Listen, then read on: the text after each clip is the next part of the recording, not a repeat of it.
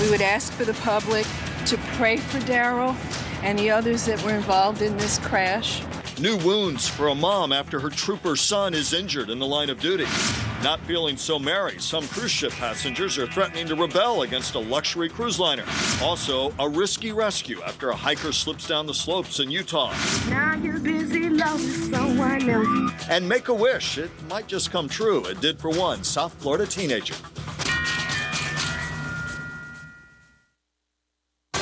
This is NBC 6 News at 11. Davie police shoot and kill a wanted man during a traffic stop tonight. A look at why they zeroed in on him and what may have led to the shots being fired. The police-involved shooting happened after police were alerted to reports that a man accused of crimes in Texas had made his way here. Sharon Lawson is live in Davie with our top story. Well, Michael, it's been 6 hours since that police-involved shooting, and authorities are still out here on the scene, as you can see here behind me. They continue to gather evidence and speak to witnesses after receiving a tip that a man wanted in Texas was right here in this Davie community. I knew that he had a warrant out for armed robbery in Lubbock, Texas, and I did call. But I didn't think something like this would happen. It was this woman who didn't want to disclose her name who says her 911 call led police on a hot pursuit after a wanted man. I did what I thought was best. Little did she know that call reportedly led to the death of a family friend from Lubbock, Texas. If I'd have known that he was going to pull a gun and risk himself and getting killed and killing somebody else, no, I don't think I would. This was the scene at Orange Park Mobile Home Park in the 13,000 block of Southwest 7th Place late Sunday afternoon. I just heard shots. Shots rang out after Davie police say a routine traffic stop ended in gunfire while residents looked on. They pulled out a pistol, so the cops started shooting. As the officers approached the van, the passenger jumped out of the vehicle, brandishing a weapon.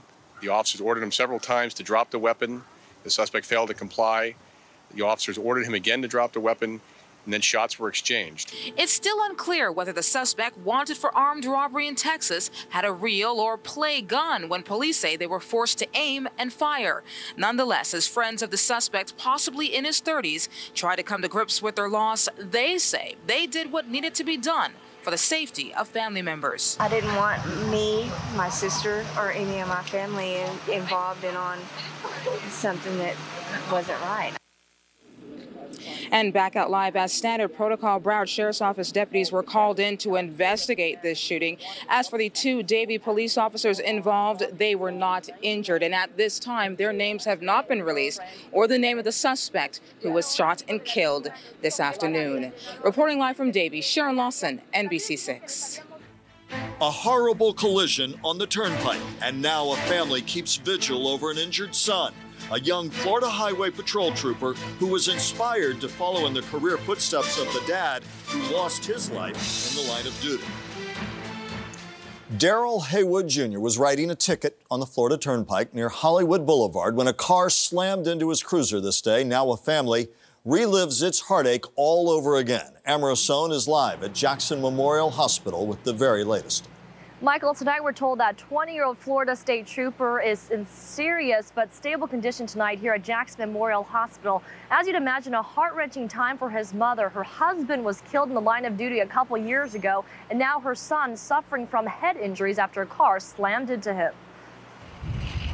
A mangled patrol car, now a horrifying flashback of a deadly accident scene 15 months ago. It's only been a short time since Daryl's father, Trooper Daryl Haywood Sr., was tragically killed while on duty. In October 2004, FHP Trooper Daryl Haywood Sr. was killed in a crash. On Sunday morning, Linda Haywood's only son, Daryl Jr., had his brush with death on the turnpike. While on a traffic stop, a white Dodge pickup truck, for unknown reasons at this time, veered off the roadway, struck the rear of the patrol car. The truck's impact slammed the 20-year-old trooper's patrol car into another vehicle he had pulled over just south of the Hollywood Boulevard exit, pinning him inside his car. Daryl Jr. was airlifted to the Ryder Trauma Center, 3 others transported to nearby hospitals. It's difficult to see the mother after knowing everything, she went through. Haywood's husband was chasing a speeding motorcycle in the Orlando area when he crashed into a tree and died. At a national memorial service for fallen officers last year, Daryl Jr. honored his hero and then joined the FHP 1 month later. His father would definitely be proud. A dozen former colleagues of Daryl Sr., including Sergeant George Delahose, drove in from Orlando to take care of a trooper they adopted the day he first put on his uniform 7 months ago. We've tried to watch what he does and keep him out of trouble and to keep him safe. We would ask for the public to pray for Daryl and the others that were involved in this crash.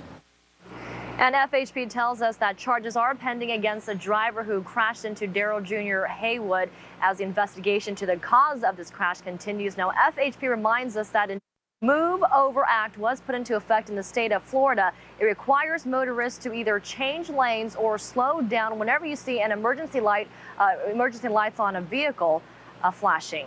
We're live in Miami. Amros on NBC 6. Some cruise ship passengers aboard a luxury liner that was forced to turn back to Port Everglades last week are ready to protest. Some passengers on the Queen Mary 2 are threatening not to get off the ship at its next port of call, all to protest a change in the itinerary. The world's largest ocean liner had to cut 3 stops out of its upcoming Latin American tour because of a problem with one of its 4 propulsion motors. That motor was damaged when the ship hit a seawall at Port Everglades. Cunard Line has already offered passengers a 50% refund. A South Florida man is refusing to give up hope as he searches for his missing wife. Earlier this month, her family says Olga Khalil of Davie took her kids to their grandmother's house in Hollywood. She then headed to North Miami to make a bank deposit, but has not been seen since. Divers last week searched a local canal, but it turned up nothing. This is a 13th night. No clues. Truck is still missing. The deposit is still missing from the bank. She's obviously missing. And I don't see anything being done. I've left many messages with the detectives to call me back. No one calls me back. Anyone with information is urged to call Broward Crime Stoppers at 954-493-TIPS. A U.S. Muslim group remains in Iraq tonight, pressing for the release of kidnapped American journalist Jill Carroll. Carroll's fate is unknown after her captors threatened to kill her 2 days ago. They're demanding that all Iraqi women in U.S. military custody be released. Carroll, a reporter for the Christian Science Monitor, was kidnapped more than 2 weeks ago. We believe that by releasing her, it will be something that is helpful to the Iraqi people, and if by harming her, God forbid, this will not do the Iraqi people any service whatsoever. The U.S. military is standing firm, saying it has no plans to release any women prisoners in Iraq. U.S. leaders, meanwhile, say negotiations do go on to try and free Carroll. A new brain scan shows no change in Israeli Prime Minister Ariel Sharon's condition. The CT scan was performed today at Hadassah Hospital in Jerusalem, where the Israeli Prime Minister is being treated. Sharon has been in a coma since suffering a massive stroke on January 4th, and many health experts doubt that he can recover. Plans are underway in the South Florida Haitian community to continue to protest for the release of a jailed priest. The Reverend Gerard Jean-Just, once a prominent activist in Miami, is back in a Haitian jail, having been taken briefly to a medical testing facility. For months, Jean-Just supporters have said he is suffering from cancer and should be transferred to the U.S. for treatment. We want him to be released as soon as possible for him to come and join us here in South Florida and get proper medical treatment that his condition requires. But from Haiti, officials say still no plans for Jean-Just to be treated in the States. Father Just is being held on suspicion of involvement in a journalist murder, a charge he and his supporters strongly deny. Michael Schiavo, the man who was at the center of his former wife Terry's right-to-die case, remarried today. Relatives say Michael Schiavo married Jody Santanzi in Safety Harbor yesterday. That's outside Tampa. They have 2 young children. Michael Schiavo became a vocal critic of efforts to try and keep his wife Terry alive. She'd been in a persistent vegetative state for 15 years. Terry Schiavo died last March after a court battle ended with the order that her feeding tube be removed. It's been a deadly start to the new year for miners in West Virginia. Coming up, the call for change now being directed to Washington. Also, a hiker slips down a Utah mountain, taking others with her. Coming up, the risky rescue caught on tape. And a South Florida teen gets the dream of her young lifetime, a day of starting. I'm John Gerard. A storm system over the middle of the country, but will it affect our weather here? My 6-day Weather Plus forecast is coming up soon. All right, John, coming up on Sports Final, we now know who's playing in Super Bowl 40. We have complete highlights and reaction from Championship Sunday. Hey, the Miami Dolphins didn't waste any time finding a replacement for Scott Linehan.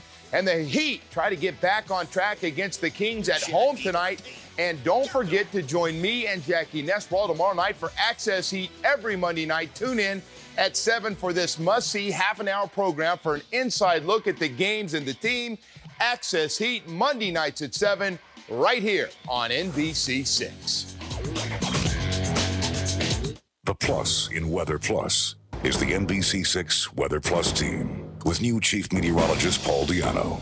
South Florida's largest team of meteorologists committed to bringing you the most accurate forecast. Rain's going to be in your backyard later on today. Weather Plus on the air and online. With a good chance of rain moving in The today. only local 24-hour weather network. Local weather, wherever you want it, whenever you want it. NBC 6 Weather Plus. More than just a forecast. This is the inside of NBC 6 News. Hello, I'm Michael Williams. This is the most technically advanced newsroom in South Florida. When news breaks, this place comes alive to bring you the facts. Get ready for this. However, we won't be first at the risk of not getting it right. We are committed to only going on the air after we have confirmed our information with at least 2 reliable sources. True news leadership comes from getting it right. NBC 6, South Florida's news leader. Closed captioning on NBC6, brought to you by City Furniture, now offering same-day delivery 7 days a week. The safety of the coal mining industry is under harsh new scrutiny tonight. The latest tragedy in West Virginia, 2 miners' bodies found Saturday following a mine fire, follows on the heels of another one. Weeks ago, 12 miners died in a separate explosion in early January. The West Virginia governor announced he'll be introducing legislation tomorrow that will press for faster rescue response, as well as tracking devices and extra oxygen supplies that might give trapped miners a fighting chance. We are doing and will do everything humanly possible to make sure they're able to return home every night to their family and loved ones. Meanwhile, in Washington, the first of what is expected to be a series of hearings about the mining industry will begin soon on Capitol Hill. You can also learn more about those efforts by picking up a copy of tomorrow's Sun Sentinel. A risky rescue in Utah, crews using helicopters to rescue injured members of a Korean hiking group from a mountaintop. 4 women and 3 men were making their way down from a 9,000-foot summit on Saturday when one hiker fell 60 feet, taking the others with her. After stabilizing on a steep slope, the group was able to carve out a ledge, and they called for help using their cell phones. One of the hikers suffered a broken back. The others had minor injuries. Up next, NBC makes a decision on the future of the West Wing. And it's what dreams are made of. A South Florida girl gets star power for a day. Also, the countdown to the 2006 Torino Olympics goes on. Coming up, meet a young woman who at one point thought her Olympic dreams were over. Please stay with us. Now, this is a wish come true for a 17-year-old girl in Oakland Park this day. Her name is Precious, and she suffers from sickle cell anemia. She dreams of recording and performing her own music, so the Make-A-Wish Foundation made that dream a reality by hosting a debut concert for Precious at the Elk Lodge. The teen arrived in a limo to a crowd of fans and then performed before a live audience. I'm not worried about my sickness or disease because I can control my disease when I want to. If it get out of order, I can be up here hurting and you won't never know. Today's concert was the second part of the dream come true for Precious. The first part was completed when she recorded her debut CD in a professional recording studio. A fictitious president of the United States is going to be signing off after 7 seasons. NBC is announcing it will be canceling the Emmy award-winning West Wing. I have great mixed feelings about it. It's hard to let go of, and yet it must be let go of, you know. Martin Sheen also talks about the loss of co-star John Spencer and says the show will address that soon with the death of Spencer's character, Leo McGarry. Sheen says the series will end in Washington, D.C. with the inauguration of the new administration. The West Wing will sign off once and for all on May 14th. And signing on right now, John Gerard here with your weather forecast for the upcoming week. John? So what does that mean? Martin Sheen has to leave now because of term limits? Is that what it is? That's right. TV term limits. TV term limits? Yeah, I thought it was 8 years. They're leaving after 7. Hey, Weather Plus Viper radar. The term limits are about to run out on these showers. We had a lot more of them earlier today. They are just about to fizzle out now as they head toward the coastal areas of Broward County. And this particular one might make it into Fort Lauderdale, North Lauderdale, up toward Pompano Beach. But really, these are shrinking, the incredible shrinking showers, we call them. And we don't expect those to be around much longer. Had a little bit of a weak disturbance come in off the ocean today and brought a few showers. But most of us still managed to stay dry. 80 was the official high today. 72 was the low. 77 and 59 is where we belong this time of the year. So we are well above the highs and lows. Look at the record high, 86, record low on this date, 30.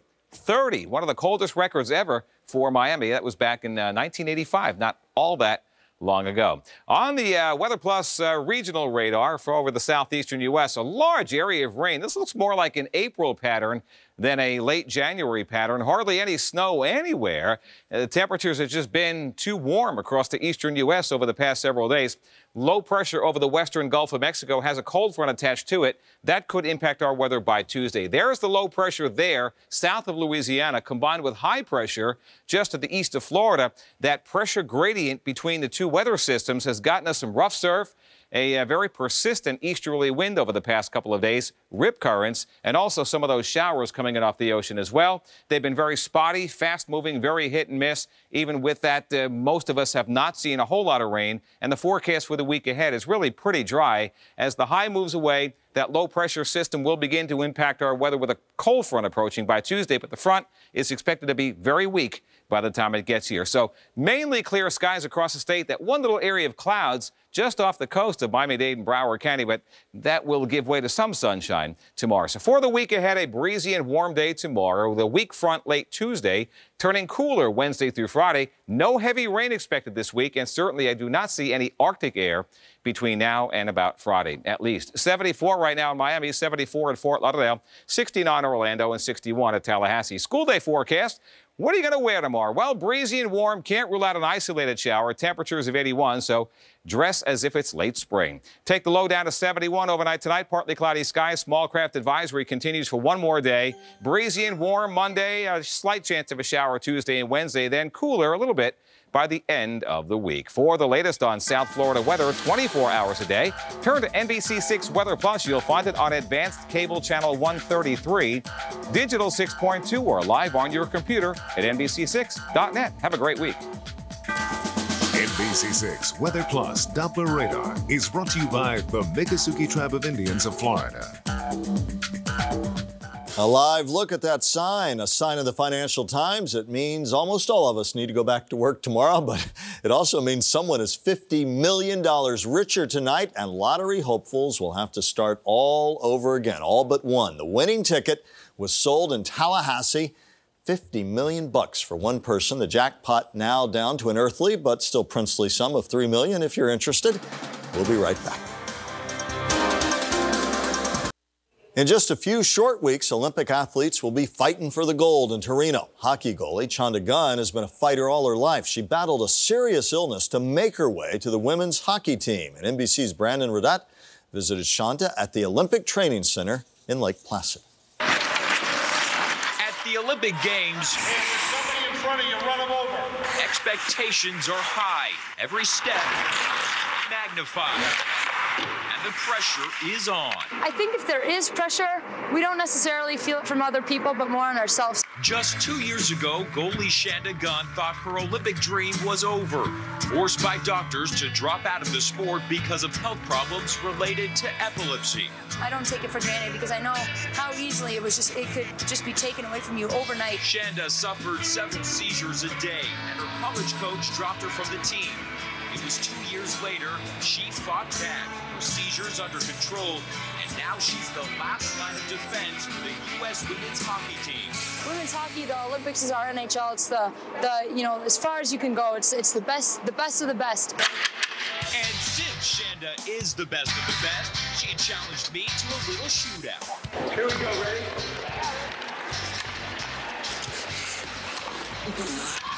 Oh, but Shanda still makes a diving save. All right, here we go, round 2. Here we go. She's trying for Olympics, but she's got to defend this. Oh! And he passes and he wins. Thanks. Okay, so maybe she played a little easy on me, but Shanda rarely lets a puck get past her. She's a rookie this year, never been to the Winter Games. Her close friend and veteran teammate Angela Ruggiero, a 3-time Olympian, has won gold and silver. And she says she'll do just about anything for Shanda to have that one moment of glory. You can replay in your head, hearing the buzzer going off, throwing your gloves or sticks in the air, ripping your helmet off, dogpiling on the goalie, just going crazy. Count them down, 19 days until the Olympics. NBC6, of course, your Olympic station. And Julia Yarbo will be in Torino for the games and will bring you live reports on all your favorite sports. And that is the NBC6 News at 11 for tonight. We thank you for watching, wishing you and yours a great week. Sports Final next. Good night, everyone. NBC6 is South Florida's news leader. Join Bob Mayer, Pam Giganti, and Lonnie Quinn tomorrow morning beginning at 5 for Today in South Florida. And for news 24 hours a day, visit us on NBC6.net.